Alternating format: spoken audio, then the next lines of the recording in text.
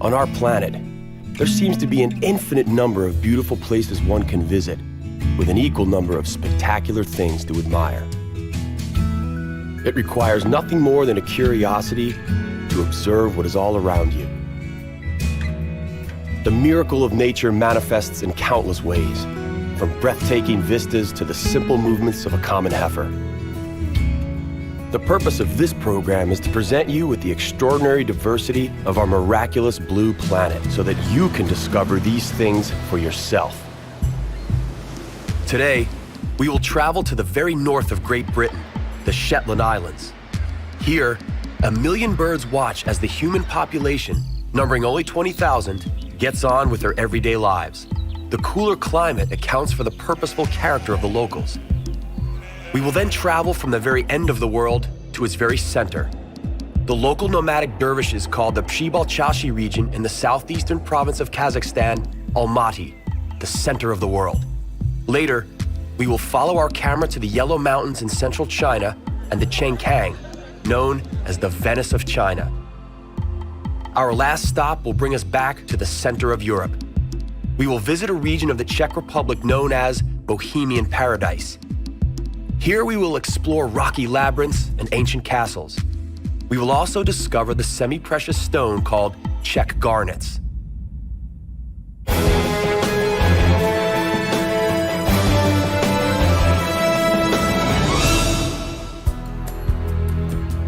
Up until 1970, this area was known as Zetland.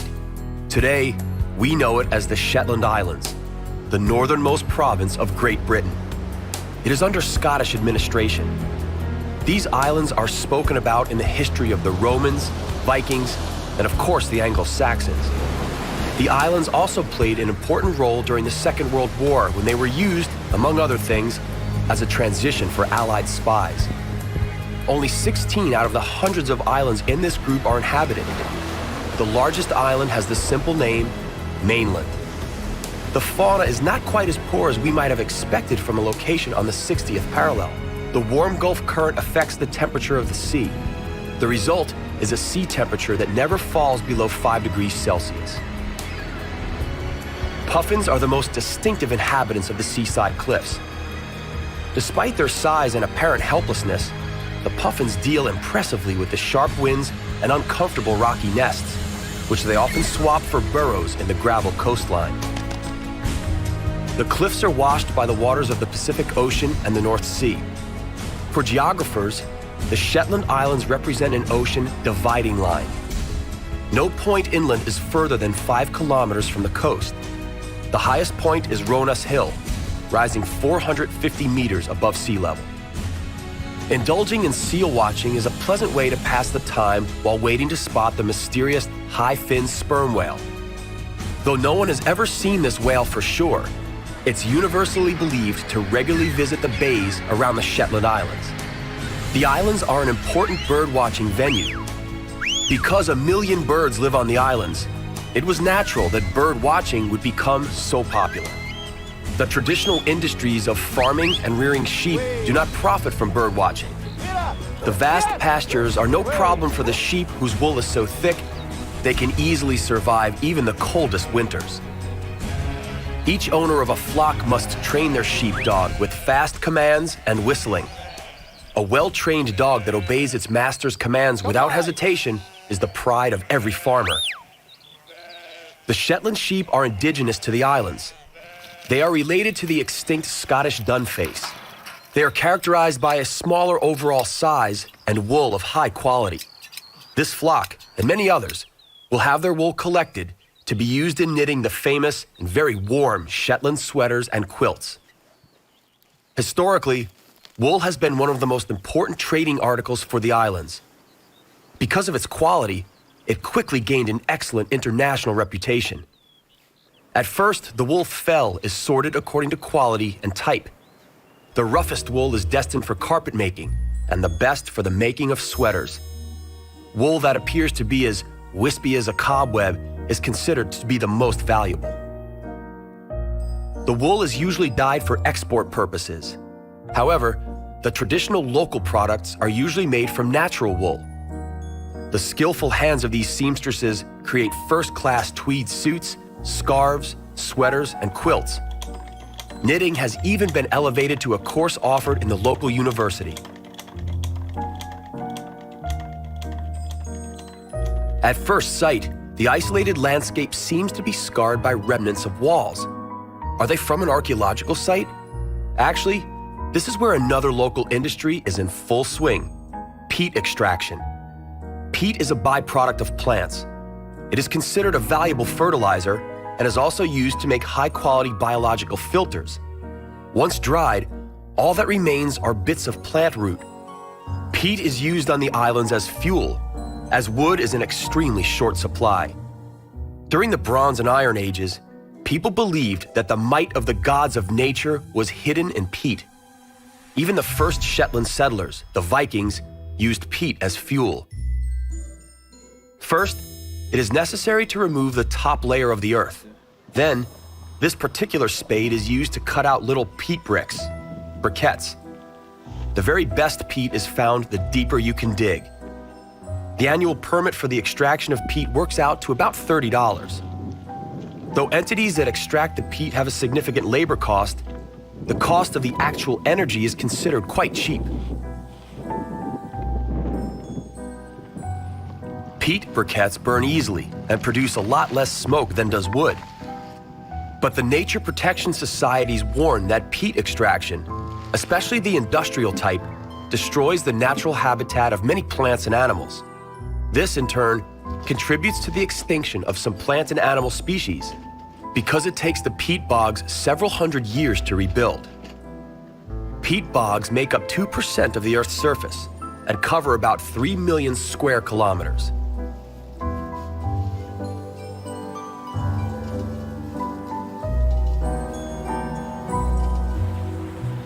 This pony, the Shetland pony, is as special in its own way as the Shetland sheep. The Viking invaders brought the ponies to the islands. Over centuries, the cold, harsh climate caused the breed to evolve, gradually becoming extremely hardy. Countless generations have used this stubborn-by-nature pony as a primary means of transport.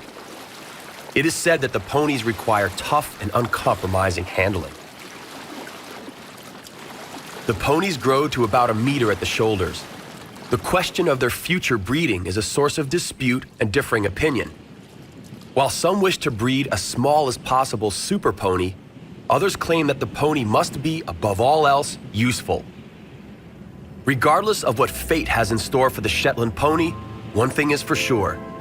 The pony symbolizes the development of the Shetland society, from tough and stubborn Vikings to the smiling, caring, and hardworking men and women of today. Footpath to the beach, and in the opposite direction, simply footpath. These simple signs enable one to quickly become oriented to the islands. The islands are so small that it is next to impossible to get lost. Let us harness the wind blowing above the sea, and let it bring us all the way to Kazakhstan.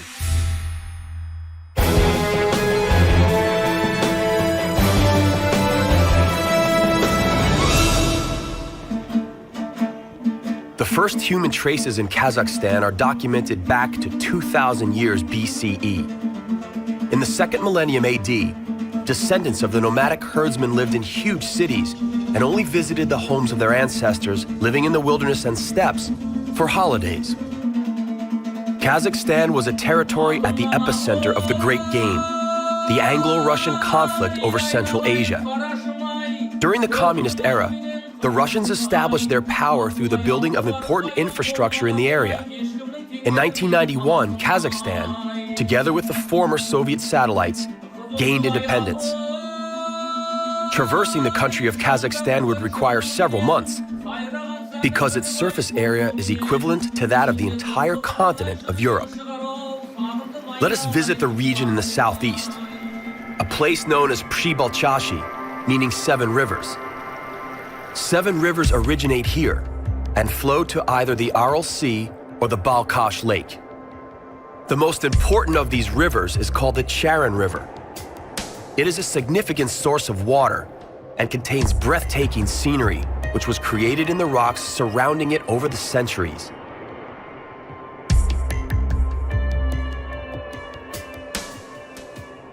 Only 200 kilometers from the capital Almaty lies the Charon Pass, visited by people from around the globe.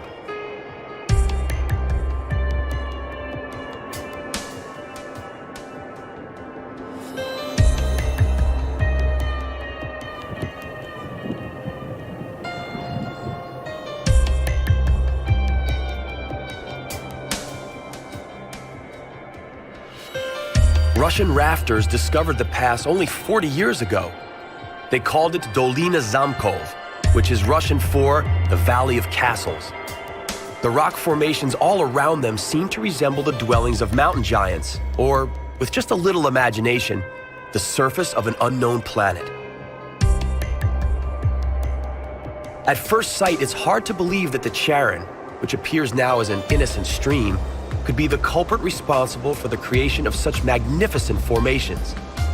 But unlike its flow in the summer, during the springtime glacier thaw, the Charon becomes an energy-charged whitewater monster. Rugged nature has a tendency to cause people to fabricate myths about it. Similarly, the Soviet occupation left a number of urban legends in its wake. The archaeologists discovered the statue of the Golden Man in 1969, but local legend has a different version of its discovery. The story goes that a drunken tractor driver fell out of his machine and knocked his head on something hard. Another story claims that it was discovered by a man wishing to turn this mound into a garage. In any case, this happens to be the armor of a Sake king, the symbol of modern Kazakhstan. Sometime in the spring, between April and May, the steppe awakens from its winter slumber.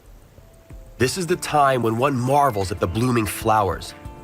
The Kazakh steppe is the home to wild tulips, which, in places, form yellow or yellow-orange carpets.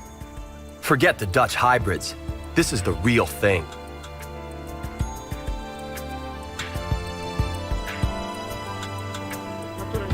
Falconry is a traditional means of making a living. Lately, this skill is making way for the more profitable opportunities in agriculture or office jobs in the big cities. The falconers were always honored members of society, and the skill of commanding birds was passed down from generation to generation. A group of enthusiasts from the Nura village is attempting to keep the skill contemporary, or at least maintain its importance for the Kazakh culture. Together, they established a center housing the Museum of Falconry, which contains items closely knit to falconry. They also offer falconry training for those interested.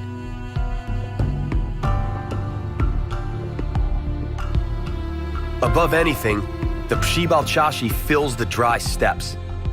At the dawn of the 20th century, the steppes provided the nomadic dervishes with something they were seeking for a long, long time: tranquility, peace, natural beauty, and a mystical place. According to the dervishes, the center of the world lies right here. It is deemed to be a place where the energy from the cosmos meets the energy of the earth. The dervishes occupied themselves with science and meditation. With the aid of these combined energies, they could cure various diseases. Anyone, regardless of their religion or social standing, could come here for healing. This rock radiates heat while the surrounding ground is cold.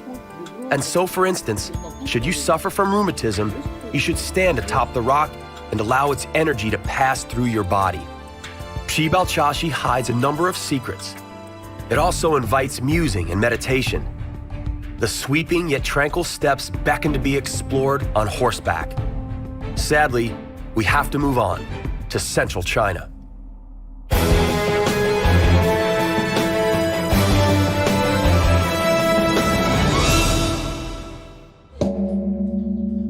Welcome to central China, or as the locals call it, the Empire of the Center.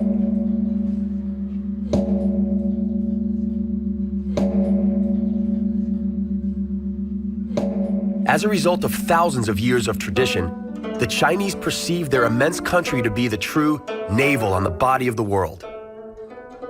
Miss Gao prepares a cup of tea, but not in a way we are accustomed to. She uses a tea bag and boiling water from a tea can. The traditional tea drinking ceremony is actually an ancient ritual.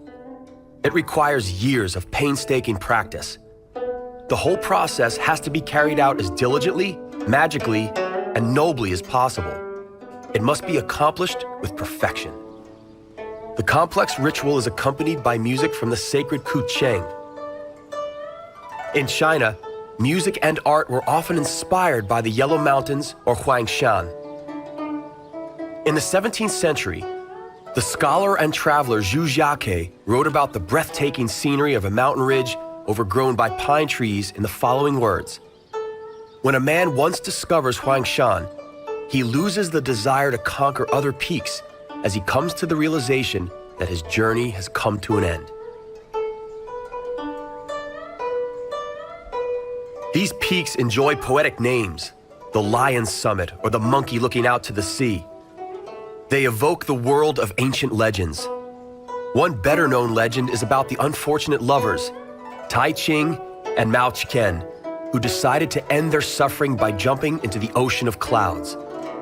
The old Zen masters perceived the age-long game of the clouds and the mountain peaks as a battle, and at the same time as the harmony of the opposites, the principles of yin and yang. The temples high up in the mountains are not easily accessible. Therefore, a number of tourists prefer to be carried up there on a sedan chair. The porters claim that they save the lives of many.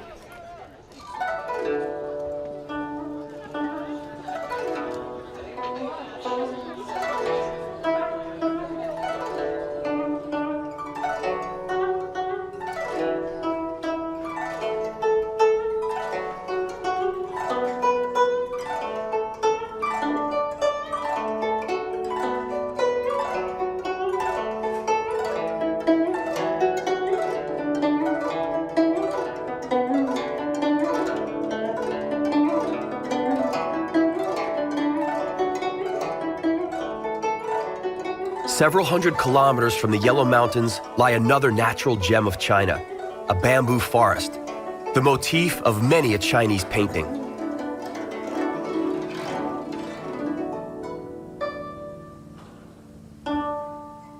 The course of the water from the waterfall is diverted from the mountain range of the Yellow Mountains.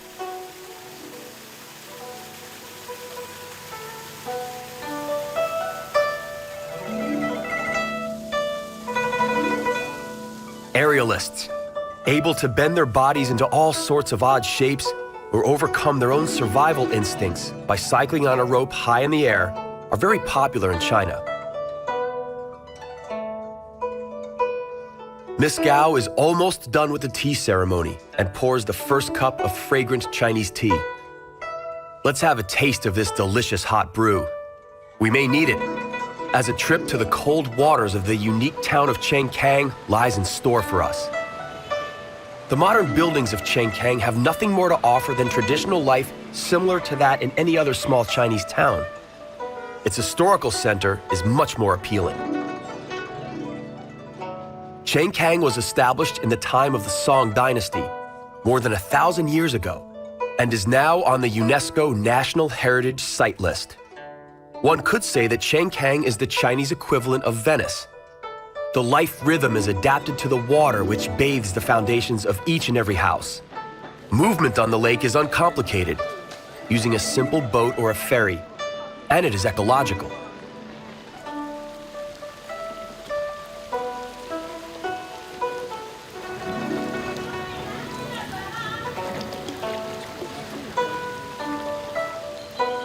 Central Asia is truly a place of huge contrasts. But how is Central Europe doing? Let's find out.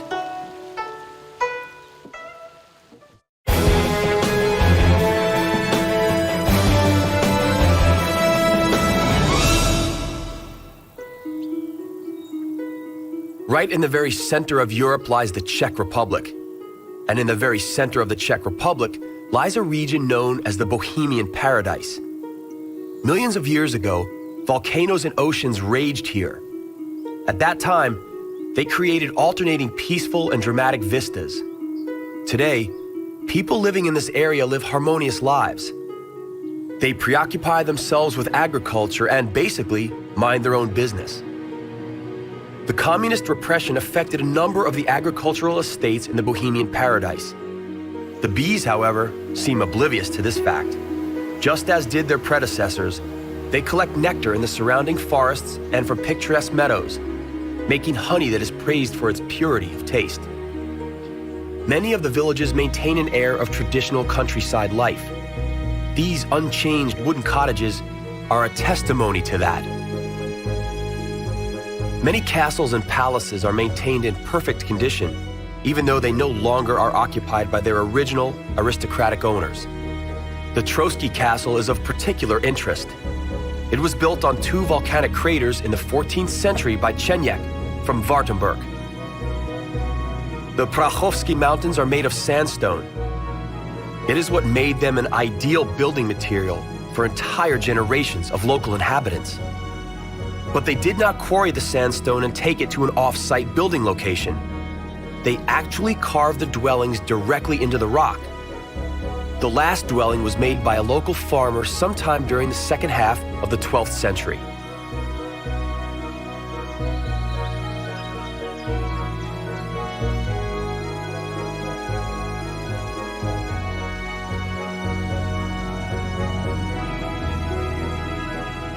The varied and deciduous forest hides peculiar rock formations.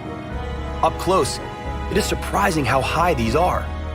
The region, therefore, is a favorite location among mountain climbers and tourists who come here to either test their strength or simply to relax in the shade of the rocky labyrinth.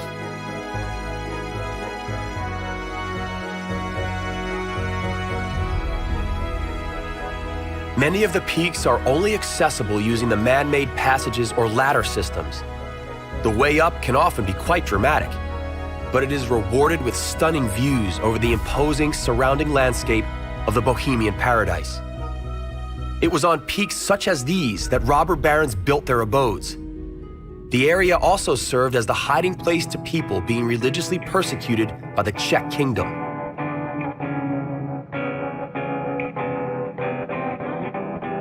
Each peak has its own character and is named accordingly. Loner, the Mace, Crooked Tower, Wreck, Dry Love. The Bohemian paradise is more than just the land of towering sandstones, stunning panoramas, and historical castles. It is also the place where the Czech garnets, the world-renowned semi-precious stones, originate.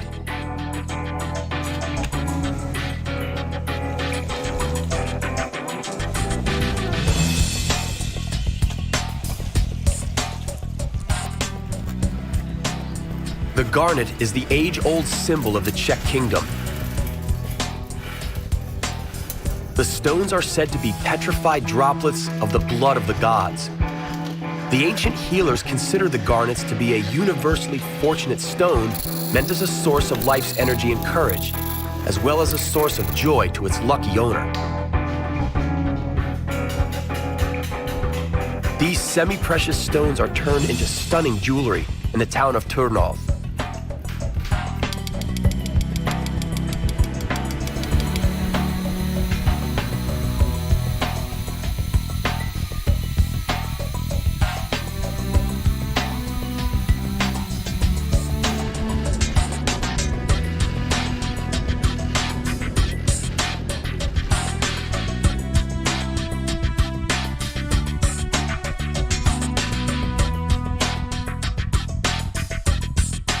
A sun, colored like the Czech garnets, sets above the castle of Trotsky. And with it, we say our goodbyes.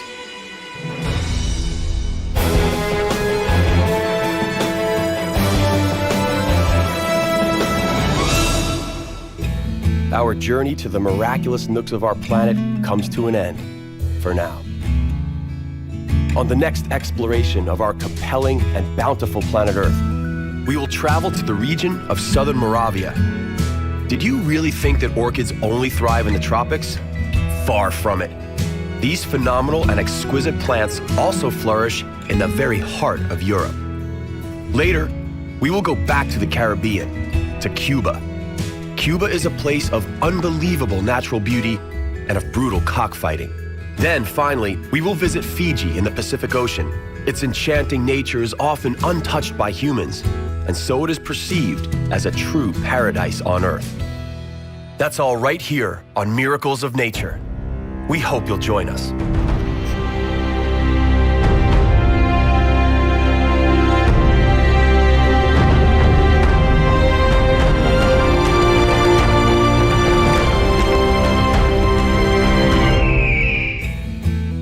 On our planet, there seems to be an infinite number of beautiful places one can visit, with an equal number of spectacular things to admire. It requires nothing more than a curiosity to observe what is all around you. The miracle of nature manifests in countless ways, from breathtaking vistas to the simple movements of a common heifer.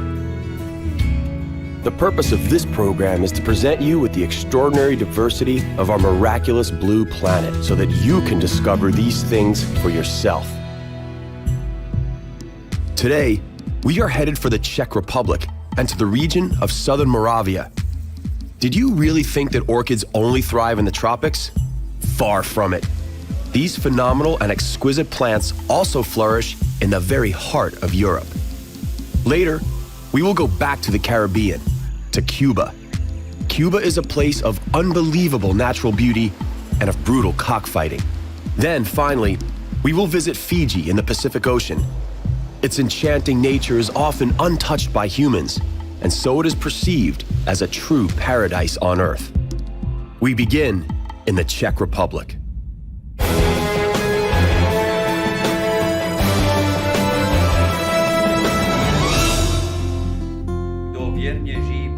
The day in the sculpture workshop of Otomar Oliva begins with a prayer. Only after prayers does he begin the casting of bronze sculptures. Welcome to Slovatsko, a region of southern Moravia in the Czech Republic, in the very heart of Europe. It is a plentiful land, with God-fearing people clinging to their traditions. The sun is rising above Velehrad. The foundations of the monastery originate in the 13th century, but it was considered religiously significant even earlier. In the 1990s, Pope John Paul II made an official visit here, which only added to the status of the monastery. The sculptures originating in the workshop of Master Oliva are world-renowned. Usually, they depict religious motifs. Not surprising, since southern Moravia is generally accepted to be the most religious region in the otherwise atheistic Czech Republic. The casting is the hardest part of the job. Thorough cooperation is absolutely essential. Traditions are preserved and closely followed. During the working weekdays, people no longer wear richly decorated folk costumes, but during folklore celebrations, you find they follow a very different script. The Vulchnov Ride of the Kings is a concept known around the world. A boy representing the king is chosen as the main character. The king's private party accompanies him on horseback. According to experts in ethnicity, this ceremony is some sort of an initiation ritual, whereby boys become men. Did you believe that only African tribes held such rituals? Not quite. Similar traditions also take place regularly throughout Central Europe. Southern Moravia remains a predominantly agricultural region. During similar festivities, it is easy to understand the locals' obvious appreciation for the land's bounty. Each year, the manual meadow mowing competition is a huge attraction. Naturally, the winner is rewarded with a shot of local schnapps. And a lovely song. From honest and passionate, though unschooled voices. The folk songs are beautiful and heartfelt. No wonder they served as inspiration for one of the most famous Moravian composers, Leos Janáček.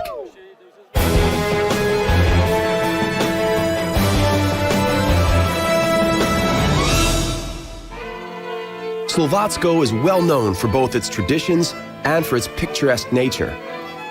The White Carpathian mountain range, lying where the Czech Republic borders Slovakia, is pristine and breathtaking. A war memorial was erected here in memory of the 28 American pilots that died in 1944 during the Battle of Slavíčin. Sweeping vistas across stunning landscapes, have inspired countless local poets to write touching verses, showering praise to the beauty of the countryside.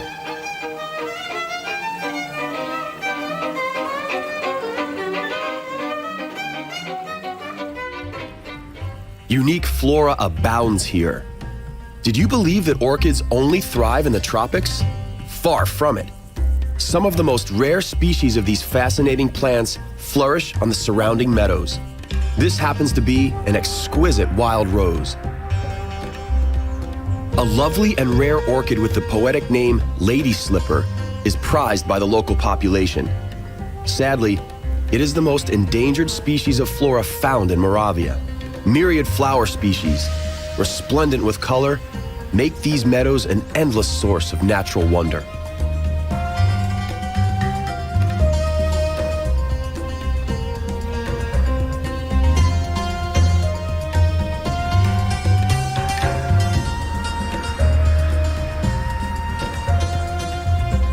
Mowing here must be done manually using only scythes so as to protect such beauty.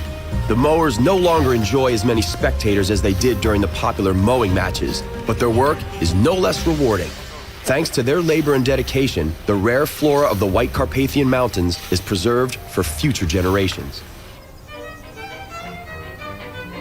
Beautiful flowers, however, are not the only privilege of Slovatsko. The service tree is very unique. This tree cannot be found anywhere else within the Czech Republic. It is impossible to plant the service tree. In order for it to reproduce, its fruit must first pass through the digestive system of a bird. The service tree is a kind of rowan berry. The locals make fantastic compotes and an excellent schnapps from its fruit. The making of fruit schnapps is an ancient tradition in Slovatsko. They can make it from practically any fruit: apples, pears, apricots, or peaches. Surely, though, Slivovitz is by far the most characteristic local homemade spirit. It is made from plums, locally known as blackthorn. The sour made from fruit is distilled twice in the small still. These stills are to be found all over Slovatsko. The result is a very strong spirit with the alcohol content being anywhere between 40 and 80%. Since the best Slivovitz usually has an alcohol volume of about 50%, it is often diluted with water. Slovatsko is also a wine region. Predominantly, white wine is cultivated using both Rhine Riesling and Pinot grapes. The pride of the region is the delicious Moravian Muscat. It was cultivated right here in Poleshovice. The giant sequoia is yet another local wonder. This huge tree may live up to 3,000 years. This particular tree was planted here in Chabaň in 1872. None dare to guess how long it will live. It is a very healthy tree indeed.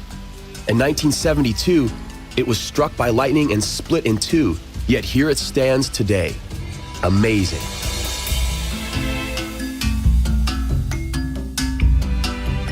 Now we have reached Hana, another plentiful region of the Moravian province. In this region, we find the regal town of Olomouc. The river Morava affects these fertile fields, bringing moisture to all sorts of crops grown here. An immense plain stretches in between the Buchlovske Mountains in the south and Jeseniki in the north.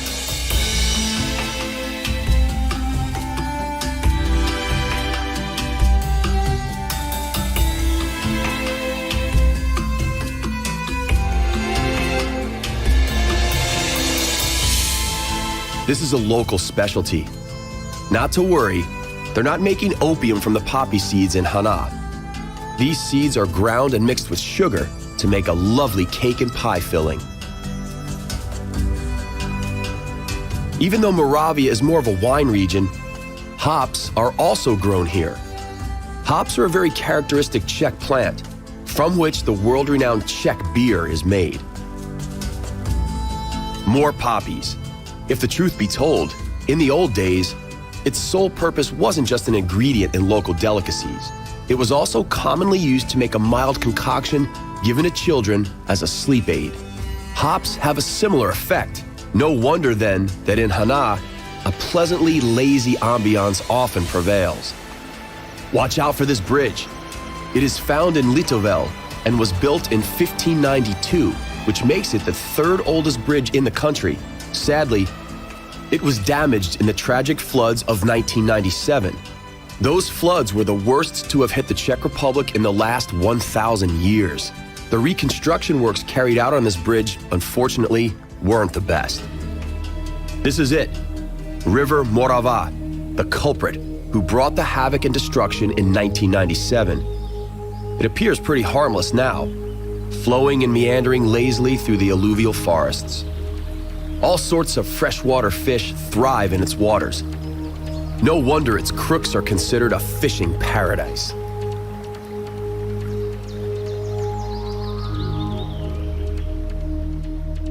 The most picturesque Czech castle, Bozov, lies close to Litovel. In the 19th century, it was converted from a fortress into a beautiful and romantic castle.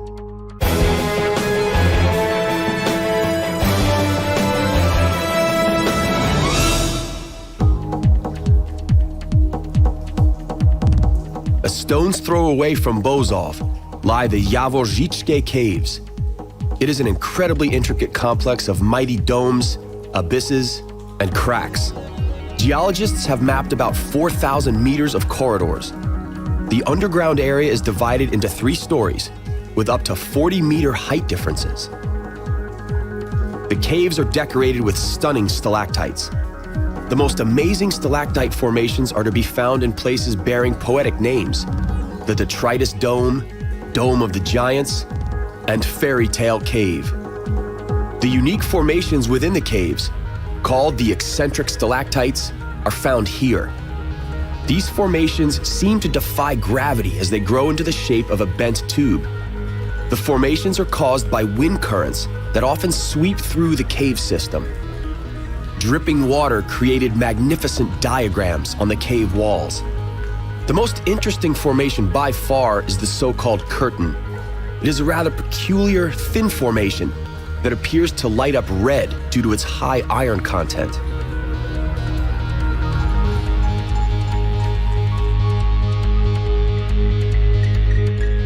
The sun sets over Hana, and we say our goodbyes.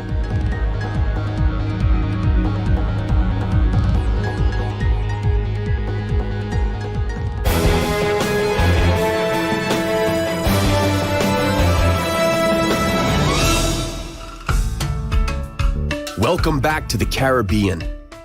Today, we are in Cuba, in a region called Pinar del Rio. The red crabs offer an incredible spectacle as they roam sideways all over the place. These crabs normally live inland, but during the mating season, they troop to the seashore in great numbers. Thousands of these fascinating little creatures cover several kilometers on their pilgrimage to the coast. There are apparently no barriers that will stop their mission.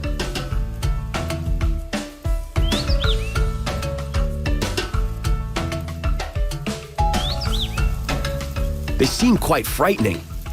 Perhaps if Alfred Hitchcock lived in Cuba, he might have written a horror about crabs instead of his famous birds.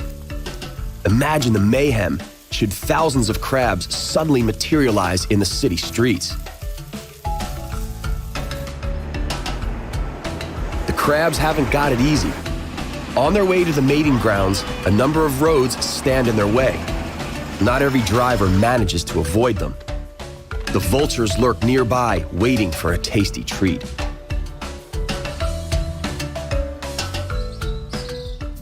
Cuba has plenty of natural miracles to bestow.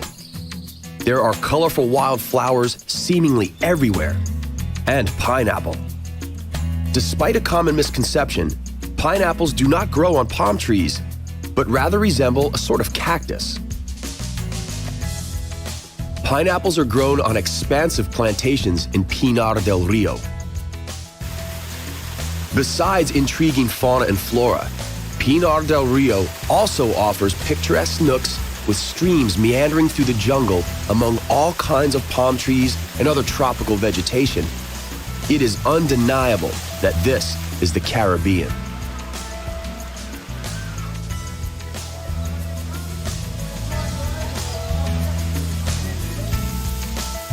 In many places, The streams create high waterfalls that wash out holes in the surrounding rocks.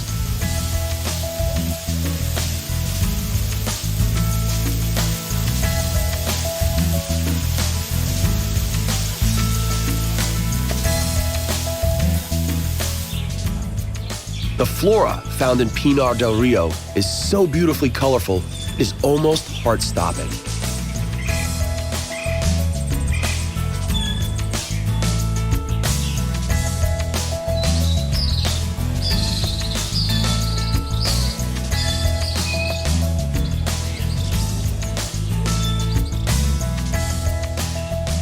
The vultures also seem to indulge in the sleepy afternoon siesta. Actually, they are merely patiently awaiting their next meal to come along, partially alive or completely dead. Everyone rests, animals included.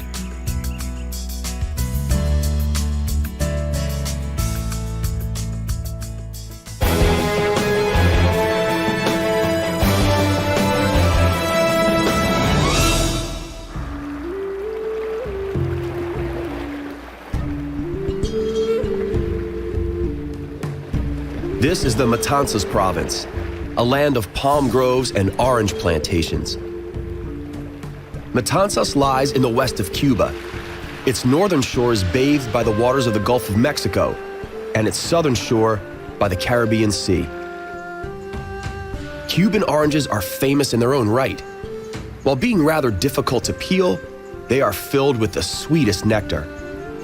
The largest orange plantations in Cuba are in the vicinity of Yagüe Grande. The Matanzas province is also known for its cockfighting contests. Despite being illegal, it is a deeply rooted tradition. The fights take place regularly in a palm grove just outside of town, in a location only known as Mame. It is a cruel pastime, but one the locals find incredibly fascinating and entertaining. The only consolation is that the cocks selected for these fights have a hero status and, in between fights, are treated as royalty. Needless to say, the owners of champion cocks win an attractive amount of cash. It's a rather risky investment, as wild betting takes place and anyone can win or lose. The referee lifts the cage separating the opponents and the cocks charge at one another. The spectators wildly support their favorite. Some root for their favorite in very peculiar ways. The cocks are equipped with special spurs for the fight. These are extremely sharp and are manufactured from turtle or other animal shells.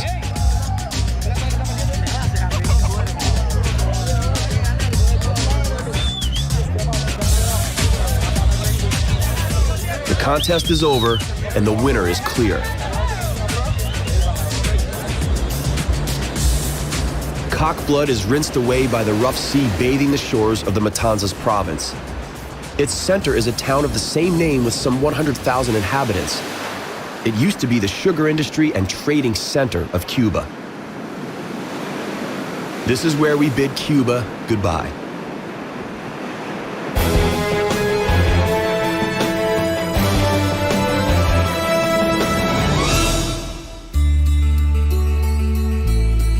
Welcome to Fiji. It is an isolated archipelago of 322 islands of either volcanic or coralline origin, situated in the tropical zone of the Pacific Ocean. The almost bottomless ocean washes the shores of this fairy tale place.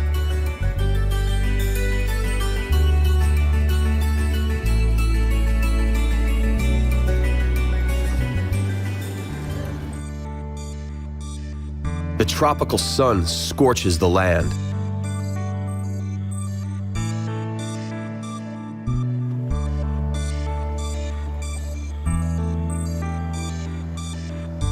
Palm trees, in particular coconut palms, make up the vast majority of the local vegetation.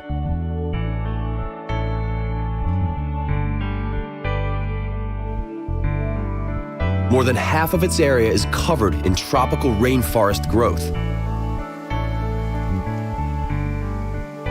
Turquoise sea contrasts with the lush greenery and creates mesmerizing scenery.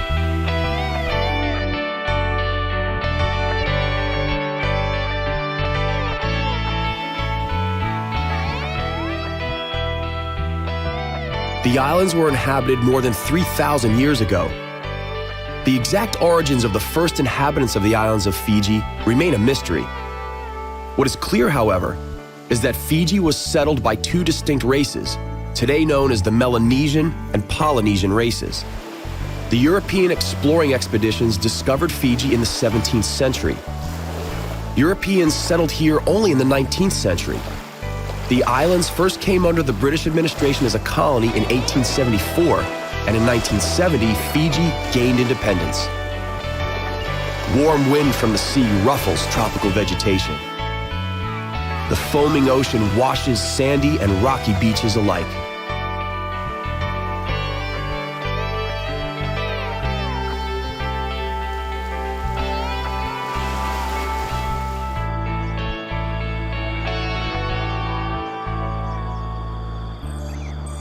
The boughs of trees form intricate tangles. Owls, parrots, reptiles, and insects make up the indigenous fauna of the islands. Mammals, such as horses, were only brought to the islands by settlers. Unique sand dunes are to be found near the town of Sigatoka.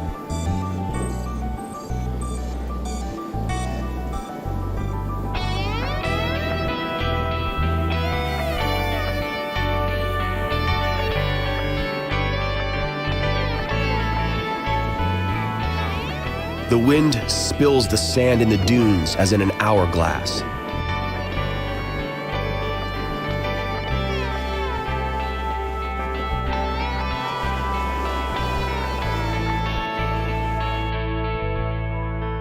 No signs of civilization, only virgin nature. This is Fiji, one of the gems of the Pacific.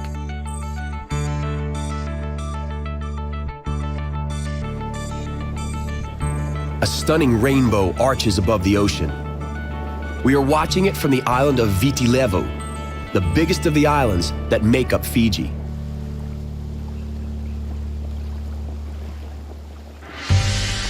The ocean forever bathes the shores of Fiji. The scorching sun slowly begins its descent.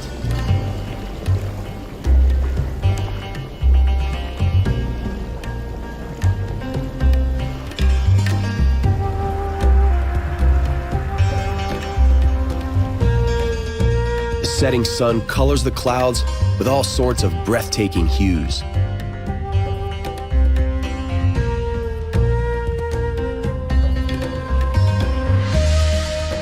The tropical climate in Fiji ensures a particularly favorable environment for a wide variety of richly colored flowers.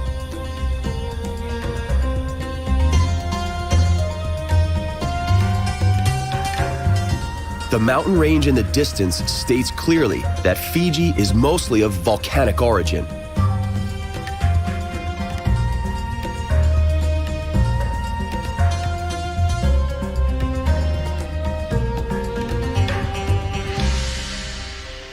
It is truly a fantastic scene. Peter Jackson could have chosen Fiji as the setting for his Lord of the Rings trilogy. This really isn't far off from the idyllic Hobbiton.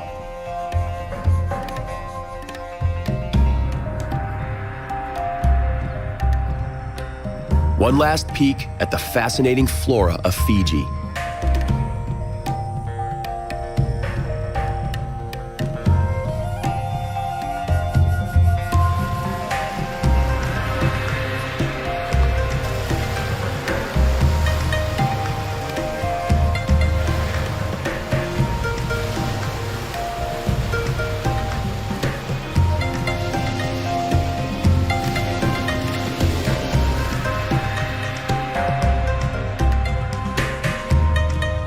We bid Fiji farewell from one of its smaller islands, one that measures only a couple of 100 meters across.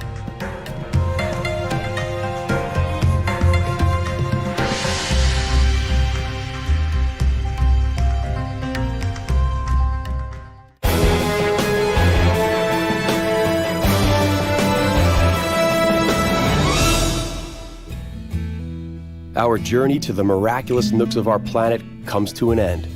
For now. on the next exploration of our compelling and bountiful planet Earth.